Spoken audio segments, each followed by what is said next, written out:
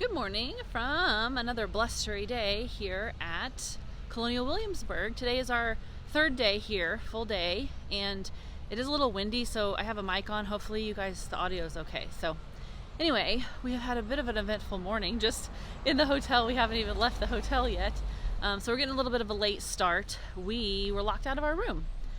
So actually Will had to go around the back, and we're on the ground floor, and he was able to get in through a window that was apparently unlocked. So both good and bad that we have a unlocked window, but that we were able to get in because we went to breakfast and then we still needed to kind of get situated before we head out for the day. So we are heading out for this day. The schedule is a little looser than normal. We are going to do, I think, a lot of things around artillery and guns today. I think there's some rifle demonstrations. They're firing a cannon. We're going to see, I think we're going to head to the palace, the governor's palace, and take a formal tour there. We've got some dinner reservations, so we've got some stuff scheduled, but it's loose and we have a much later start to the day. So come along with us and let's see what else we get up to here in Colonial Williamsburg. Also make sure you hit like and subscribe and go back and watch the rest of this Williamsburg, Virginia video series. We have a couple other days at Williamsburg. We have a day at Jamestown. So there's lots of things to look at while you're looking at our YouTube channel.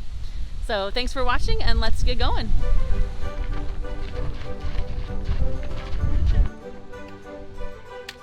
You better learn how to handle those things correctly.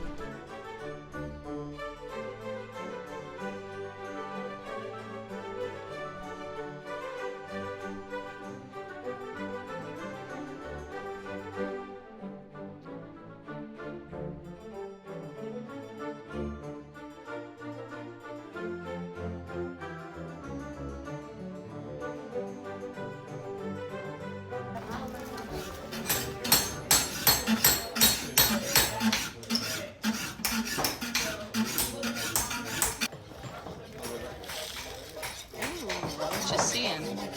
You know what he's making? Looks like some pliers. That has all of these various pieces that need to fit together perfectly and operate smoothly over and over again. So that's going to take much more time, not only because there's more parts there, but because you're doing more time to bench. Finally, it's a slower operation than the forging is. You're welcome to pick up and handle things here if you'd like. These were all made in the shop. I'll hold this. You can draw. Oh, she's drawing a picture of a shop. Just an axe saw? It is. So it's the job of the buyer to make the axe head's handle, to sharpen it, to maintain it. So it's only going to come back to us if it has some damage and needs to be have a bigger repair done to it. What do you think that could be? So those are for your doors. What's They that have a for? large work It's a rate. and a lot of Yeah. different features. But we have the land mass and the raw material. And when you're talking about iron, not only do we have the ore, but we have an abundance of timber. And it's that. But that Do you know why he's doing that? Do you know why? Do you have a guess? Smoke. That thing pumps air into fire. Fire needs oxygen to grow bigger. The ore from this area. So they pump that air and it helps it get bigger. Uh-huh. Of mineral content in the rivers and swampy areas. See how it got smaller when he stopped? Yeah. What you doing? You drawing what you're seeing?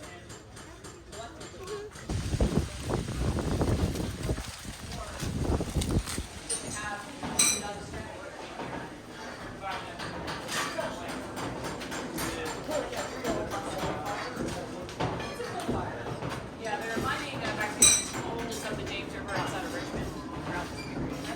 The charcoal's also excellent, so if you happen to be in an area where they're making it, that's great. But it eventually around here becomes an increased cost to get it. Ooh. But it's also great. Yeah. If any of you play Minecraft on here, and build Minecraft. It's such hard physical work. Yep.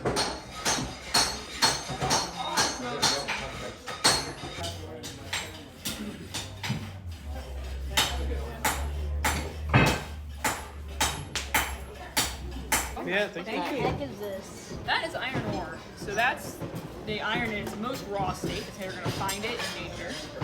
But that's not usable by it has to be smelted. So the separation of the iron from all the waste material is being done in large furnaces. So that's a separate trade. So all that metal is processed into a bar by the time we buy it. So the starting point for any of the things you see here on the table are these sorts of uniform pieces of stock. And if you look at the back of the shop there, you can see all that material leaned up against the wall.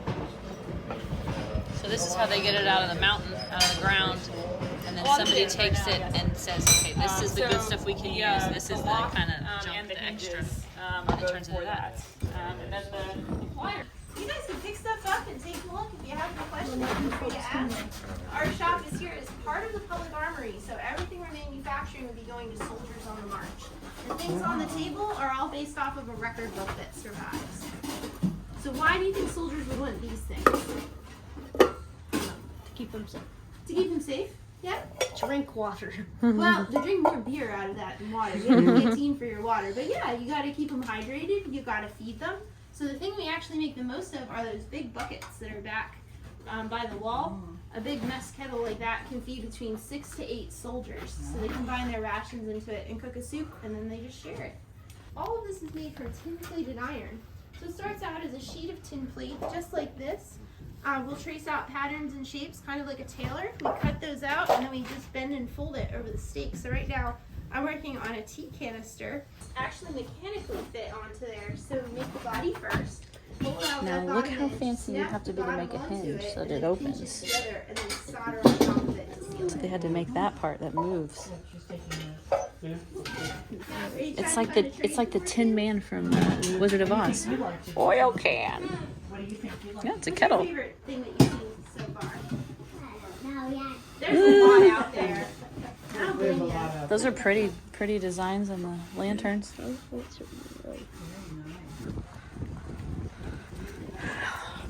We're currently walking to the palace. No. Yeah, the palace. Okay. There is your actual YouTuber right there, Miss Mom. And with me, I'm right here. what about me? My sister. That literally just kicked me. So we are on our way. Say what's up. Say what's up to the fam. What's up, yeah? We just rolling around Colonial Williamsburg. What? My We up in this hood. dad is so goofy. Just to tell you that.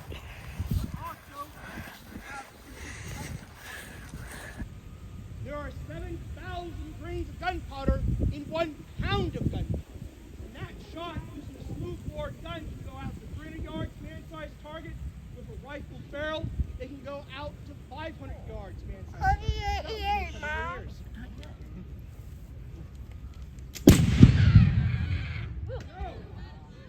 That is a wall gun.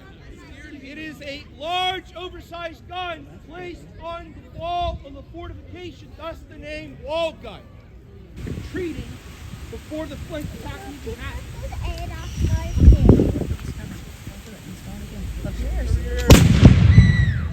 So, It's new. set, fire! And ladies and gentlemen, time is noon. Go get your lunch. Enjoy afternoon. And we go through quite a bit of paper in here drawing. Once it's drawn on there, then again, we can start carving. And we're going to be using the same tools. That is what's called a burin or graver. Very sharp piece of steel there. Gently push through, and again, carving little tiny slivers of metal out. Right? Now, depends on design. Time frame could be pretty wild. It could be a monogram that takes you less than 30 minutes. It could be a printing plate that takes you 2 months.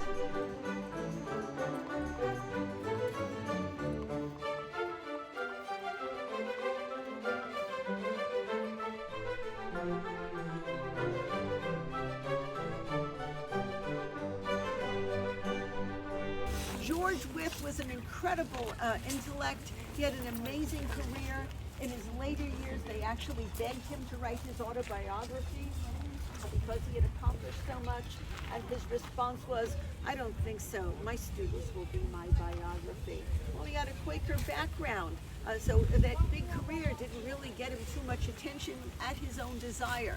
He was clerk of the court, judge, member of the House of Burgesses, part of the vestry of that original church on the corner, alderman, mayor of Williamsburg. He designed the seal of the state of Virginia, the seal of the Chancery Court. He is a judge. He's the first professor of law in America, appointed by Thomas Jefferson, his most famous student. With house. Ooh, Maren, look at their pretty garden.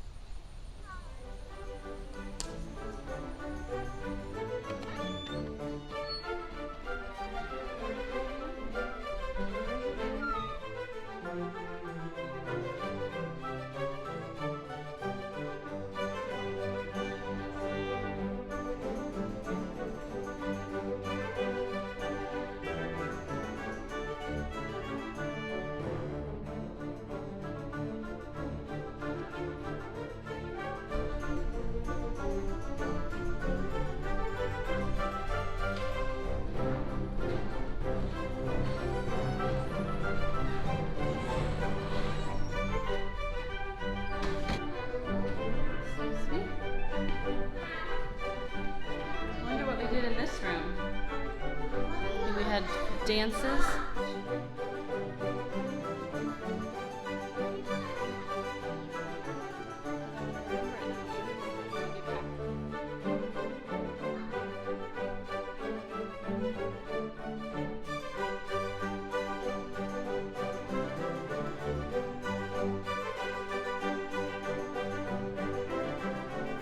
Mary, did you see anything pretty in that house? A canopy. A canopy? Is that what you're drawing? Yeah. Let me see.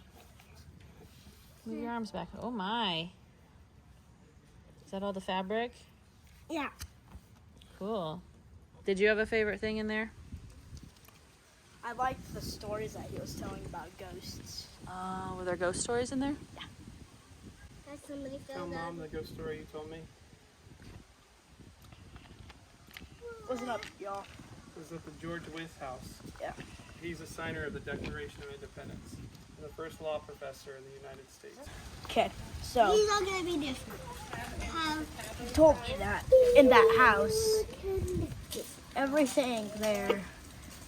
Actually, no. When he works there, like day and night shift, kind of like security guard, closes up the Wythe house, Yeah.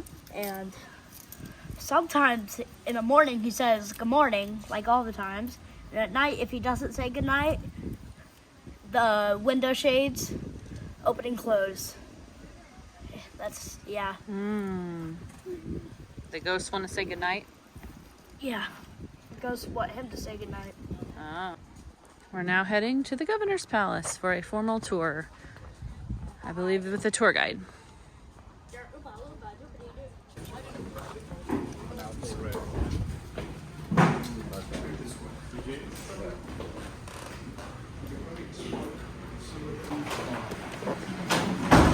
I'd like to start off by showing you how large Virginia once was. The territory which is today, Virginia, West Virginia, Kentucky, parts of Pennsylvania, Indiana, Ohio, Michigan, Illinois, Wisconsin, that is all firmly Virginia in the 18th century. It's Majesty's oldest, largest, wealthiest, most populated colony in all of British North America. Now it's time to build, in earnest, a home suitable as the royal governor's residence, the governor's palace.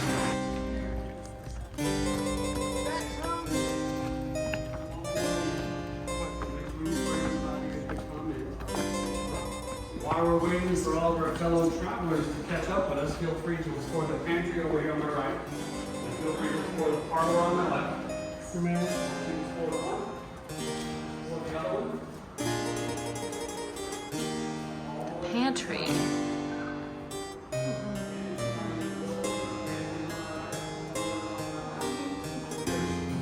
18 horse pistols, 200, I think it's 80 something muskets in this.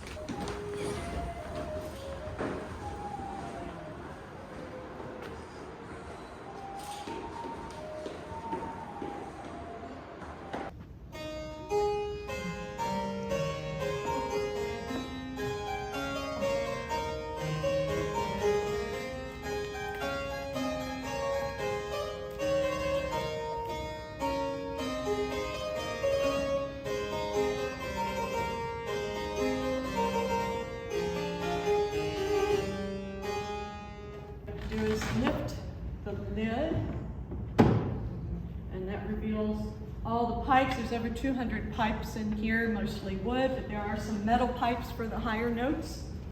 And then the keyboard folds out.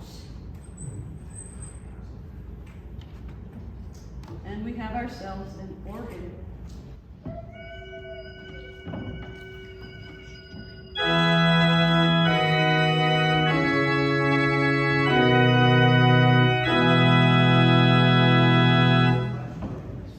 Thanks for the tour. Thank you. I don't think they have Appreciate oyster ice cream here.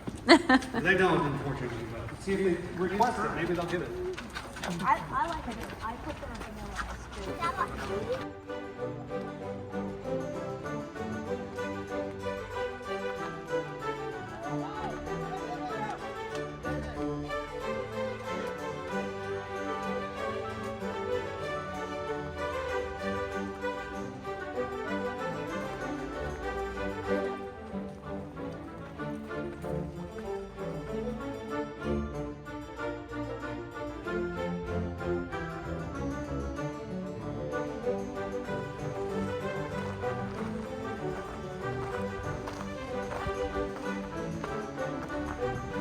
All right, the day is winding down. It is about 3:30.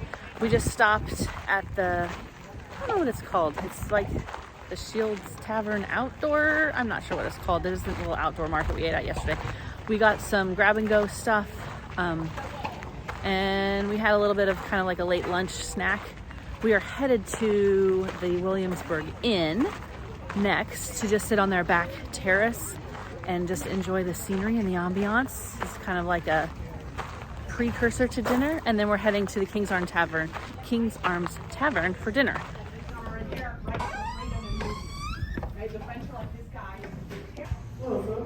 Hello. Welcome to the guardhouse. Oh, okay. I didn't even know you could come in here. Yeah, it's a 1940s reproduction building, loosely based on a 1750s guardhouse. This was used as a break room for about a dozen guards defending the magazine during the French and Indian War. What are you making? I'm making cartridges. These Okay. are basically paper tube, pre-measured gunpowder, lead ball. Everything you need to fire a smoothbore musket comes from the paper cartridge. Paper cartridges become mainstream within European armies in the 1690s, and they end up getting replaced by the time we get to the mid to late 19th century with the metallic cartridge. There's still people using powder horns and shot bags, but that's considered antiquated, behind the times. Cool, thank you. You're welcome, take care.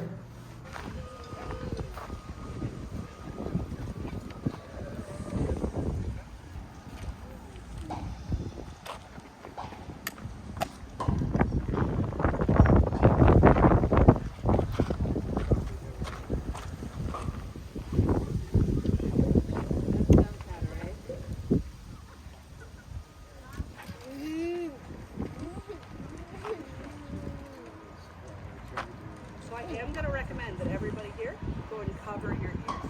This is going to get loud.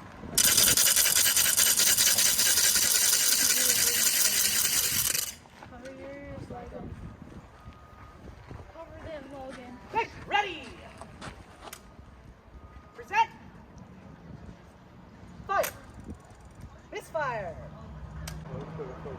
That was a flash in the pan. So what just happened was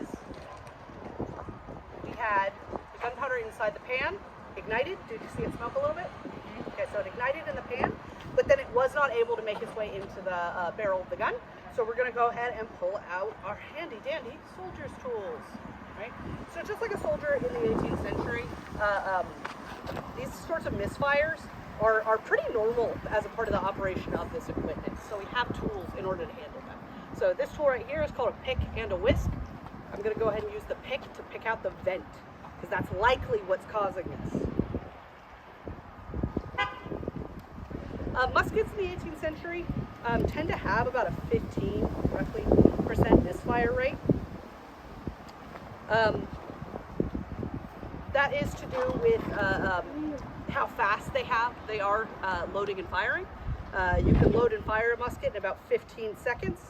So because I can load and fire it quickly, I am sacrificing that rate of misfire. I'm raising it in order to be able to load and fire quickly. Now let's try again.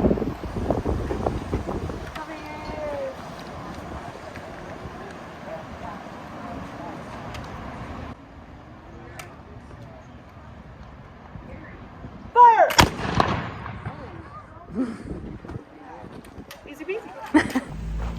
Alrighty, another busy day here at Colonial Williamsburg. There's lots to see. We haven't seen it all yet even. But we're gonna head back to the room for a minute, get regrouped, and head out for some hors d'oeuvres, dinner, and see what the evening holds. Stay tuned.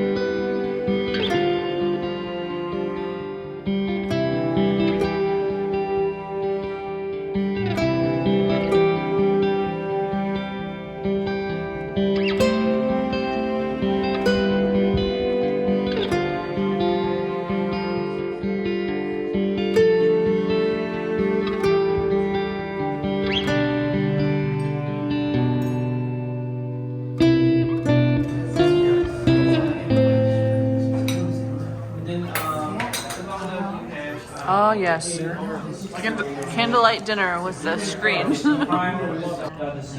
very dark at the King's Arms. Only candlelight. Here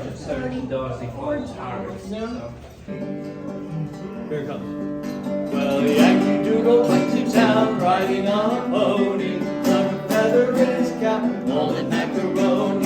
Yankee Doodle, Yankee Doodle, Yankee joined the music and the step and the girls. All right, guys. So we finished our day. We have had dinner, and we are heading back to the hotel. We're gonna call it a night. Thanks for watching. Hope you enjoyed this day at Colonial Williamsburg, day 3. We'll see you again tomorrow.